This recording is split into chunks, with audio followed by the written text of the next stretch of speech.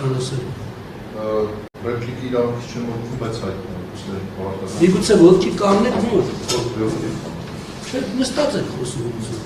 Ձեզ վերջի խոսքի իրավունք ընտրում։ Վերջին խոսքի իրավունքից օգտվում։ Դե տրվում է, լսում եք։ Շնորհակալություն։ Ես չեմ կարող այդ իրավունքը ձեր սահմանափակել։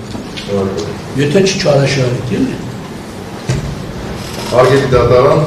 ձեր վարորդում է գտնվում մի քրեական գործ, որն իր բնույթով առնվազն մի մասով քաղաքական է։ Համապատասխան ծառայություններով վստահ եմ թելադրանքով հերթական անգամ փորձում են իրենց համար խոր կերպարին պատժել տարիների սկզբունքային պայքարի, չընկճվելու, դավանած արժեքներից չհրաժարվելու համար։ Երկրի անկախությունն ու ինքնիշխանությունը նեղ անձնական ու խմբային շահերից վեր դասելու համար, տարատեսակ առևտրների մեջ չմտնելու և չհամակերպվելու համար։ Կարճ ասած, փորձ է արվում փաստաթղթավորել և օրինական չակերտավոր տեսք հաղորդել քրեական հանցագործության հետ ավեր չունեցող քաղաքական այս հետապնդման հերթական դեպքերին։ Իմ ողջ քաղաքական ճանապարհն ուղեկցվել է շարունակական ճնշումներով, անհիմն մեղադրանքներով, ապօրինի բերման ենթարկումներով ու շինծուգործերով։ Դիտարկելով միայն վիճակագրությունը, արձանագրեմ, որ վերջին 7 տարվա ընթացքում թեև ես անգամ ոստիկանության կողմից բերման չեմ ենթարկվել, բայց դրանով հանդերձ գտնվում եմ ամենաշատ բերման ենթարկված աղձ շարքում։ Հարգելի դատարան, հանրային գործունեության ողջ ընթացքում իմ դեմ գործած ապօրինի մեթոդներն ինքնին վկայում են մի բանի մասին։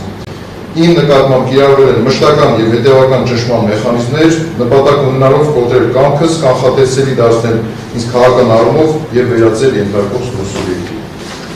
Դեռ 2016 թվականին ճաշակել եմ մեկ այլ շինծուգործով կալանավորումը, կրկին բացառապես ցուցմունքի հիման վրա։ Այն ժամանակ էլ երկու ոստիկանի հրամայեցին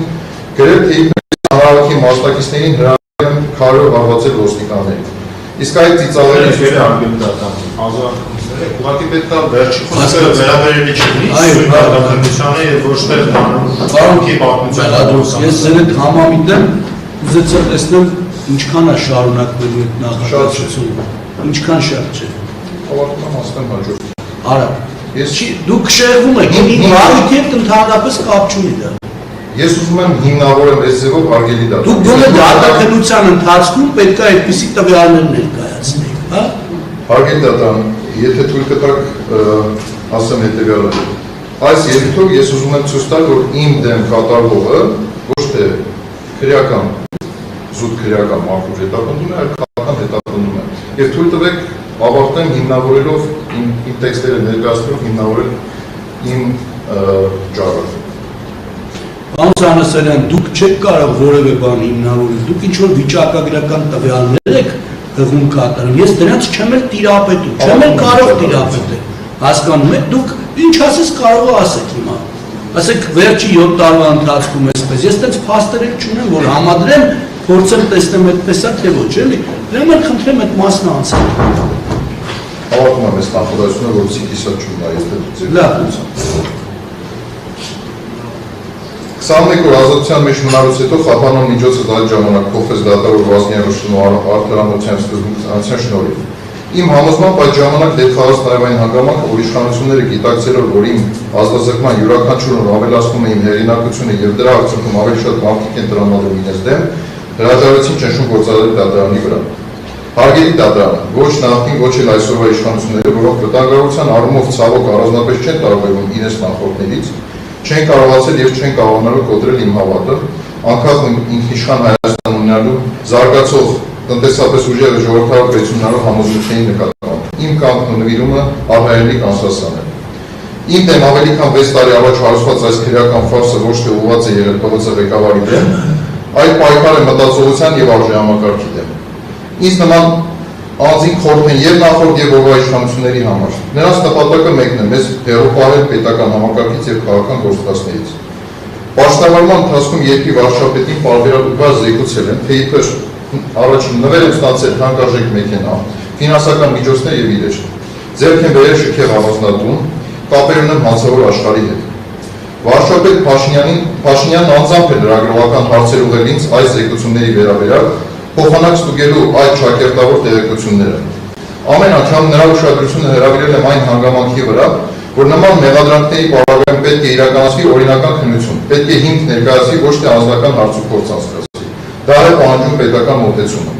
Քննությունը այդպես էլ չիրականացվեց, քանի որ չկար եւ չկար որևէ փաստագրված հիմք։ Սակայն այս քրեական գործի շրջանակում ԱԱԾ-ի համապատասխան ստորաբաժանումները հակառակորդի պես փնտրել են որևէ նյութ, որևէ կապ, որևէ ապացույց եւ պաշտոնապես արձանագրել, որ այդպիսի գոյություն չունեն։ Գործի նյութերում դա կա։ Հարգելի դատարան, իմ համոզմամբ մշակված պլանը հետեւյալն էր։ Նախ տարբեր քարոզչամիջոցների, սոցհարթակների, օգտատերի միջոցով հանրության համաստեղծել են մի պատկեր, որ իմ տարիների ձեռք բերված կերպարը փուչիկ է։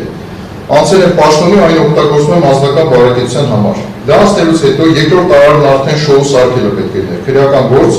որով Սանասարյանը իբր ներգրաված է կոռուպցիոն սխեմայի մեջ։ Հետո կերպ ցուցմունքների կոզում, որոնց զուգահեռ մամուլի կերպ հրապարակումների կազմակերպում, թե իբր կան նյութերեն ապացույց ու կադրեր, թե ինչպես է Սանասարյանը կաշառ։ Այս ամենը չէր կարող հաջողություն ունենալ, քանի որ սցենարիստները մտել էին մի դաշտ, որտեղ ապացուցողական բազան զրո էր։ Բացի այդ, հանրության արձագանքն ադեկվատ է, ու երբ հատուկ ծառայությունները հասկացան, որ չեն կարող հանրային նկարումն ու արձագանքը մանիպուլացնել մինչև իրենց վաղուզալի աստիճան, ստիպված երկրի վարչապետը Facebook-յան գրառում արեց, թե թողեք քննություն գնան։ Իմ ունեցած ինֆորմացիայով նրան իջեցրեց պատգամներին եւ պաշտոնյաներին, որ ոչ մի արձագանք չտան այս գործին, անգամ գիտեմ, թե ում միջոցով այդ հրաժարվելն արել։ Ես սա դեռ ամենը չէ։ Մի պատահարի շրջանակում, որտեղ իմ մեղավորությունը զրո էր, մի երեխա ցածկելով պատահաբար կողքից դիպավ շենքի բակ մտող դանդաղ ուսացող մեքենայից, հետո որոշ ծառայությունների ուղղությամբ այս գործը մտավ դատարան, բայց այս անգամ էլ չկարողացան ինքեր բերել ու վճարաբեկ դատարանով արդարացվեցին։ Այս մասին չեմ խոսել, քանի որ պատերազմից վերադարձել էի ծանր զգացողություններով ինձ համար հերթական այս սարկոցին երկրորդական հարց էր։ ԱԱԾ-ային ժամանակվա ղեկավարի հրանգով հետևում էին իմ շարժերին, հասել էր այն աստիճանի ամոթալի ցածրակարգության, որ ջ աշխատակիցներն ընտանիքից ներկայությամբ կանգնեցնում էին մեքենաս ու անիմն գործողությունների իրականացնում պարզելու համար, թե արբաձեն գողացած մեքենա ոչ են վարում, անշուշտ իրենց ցանկացածը գտնել չեն կարող, գոնե ինչ-որ բան մոգնելու համար չէին խոշում անգամ կնոջս աշխատավայր գնալ, որոշակի շոուներ սարքել, ավելին, չխորշեցին և դպրոցահասակ տղաներից դպրոց գնացին։ Միթե այսքանից հետո կարող էի հանգիստ պնդել, որ խորհրդային չեքստական ավանդույթներն անցյալում են։ Հարգելի դատարան, ինձ մեղադրանք ներկայացնելուց առաջ փորձ է արվել ապացուցել, որ իբր ես շահագրգռված եմ եղել տարբեր պետական գնումներում, սակայն այդպես էլ որևէ փաստ կամ վկայություն չկարողացան սեղանին դնել։ Իսկ երբ չկարողացան հորինել մեղադրանք իրական կոռուպցիոն հիմքի վրա, դիմեցին ամենաանհեթեթ տարբերակին։ Իբր ես տեղյակ եմ եղել, որ ԲՂԾ աշխատակիցները զբաղվել են բիզնեսով և նրանց թույլ են տվել ուսումնասիրություններ իրականացնել։ Նման մեղադրանքն անգամ այս դատավարության շրջանակում չկարողացան հիմնավորել։ Փորձեցին մի քանի կիսաշունչ և իրար հակասող ցուցմունքներ քաղել, սակայն վստահություն ունեմ, որ դատարանի համար այն չի լինելու հիմնավոր։ Կարծում եմ, ակնհայտ է, որ դրանք իրականության հետ չունեն տրամաբանական որևէ կապ, իրավական և ապացուցողական որևէ հիմք։ Հույս ունեմ, որ դատարանը ոչ թե հիմք է ընդունելու ԱԱԾ քննչականում ստիպողաբար գրված շահկերտավոր ցուցմունքները, այլ այն, որ այդ անձինք մեծամասնորեն փոխեցին նախաքննության ժամանակ իրենցից փոխած ցուցմունքները։ Այդու ոչ թե նրանց դատարանում փոփոխված նախնական ցուցմունքն է հիմք լինելու, այլ ակնհայտ դարձած ապօրինի հետապնդումը։ Ես գրեթե զրոյից կառավարել եմ պետական ինստիտուտի պետական վերահսկողական ծառայության հիմնադրումը։ Աշխատելուց այդ 9 ամիսներին նվիրված աշխատել եմ հանցավորության հետ թեկուզ հեռավոր կապ ունեցող որևէ արարք թույլ չեմ տվել։ Եթե չկա փաստ, չկա իրավաչափ մեղադրանք, ապա ի՞նչն է պատճառը, որ ես կանգնած եմ այս դատարանում։ Պատասխանը մեկն է։ Սա քաղաքական հաշվետվար է։ Հեղափոխությունը խժռում է հենց իր զավակներին։ Եթե ինձ հնարավոր է դատել, ապա դրա համար նախ վերականգնելու պետք խորհրդային օրենսդրության քաղաքական տխրարարչակ օրենք։ Հարգելի դատարան, անկեղծորեն չեմ ուզում հավատալ, որ դուք կարող եք դառնալ այս ակնհայտ կեղծիքի մի մասը։ Ես չեմ ուզում մտածել, որ դատարանը կարող է ծառայել որպես գործիք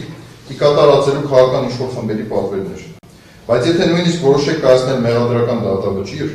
իմ ներսում չարություն չկա ձեր հանդեպ։ Անգամ դատախազի հանդեպ չունեմ չարություն, որ մինչ օրս ինքն էլ չի հավատում իր ներկայացված մեղադրանքներին, պատվերը իրականացնում է համակարգում աշխատելը ցավոք դեռ այդ տրամաբանությունն ունի։ Ես շարունակում եմ հույս տածել, որ հենց այս դատարանը կփորձի դառնալ ոչ թե քաղաքական շահերի սպասարկու, այլ արդարության պաշտպան։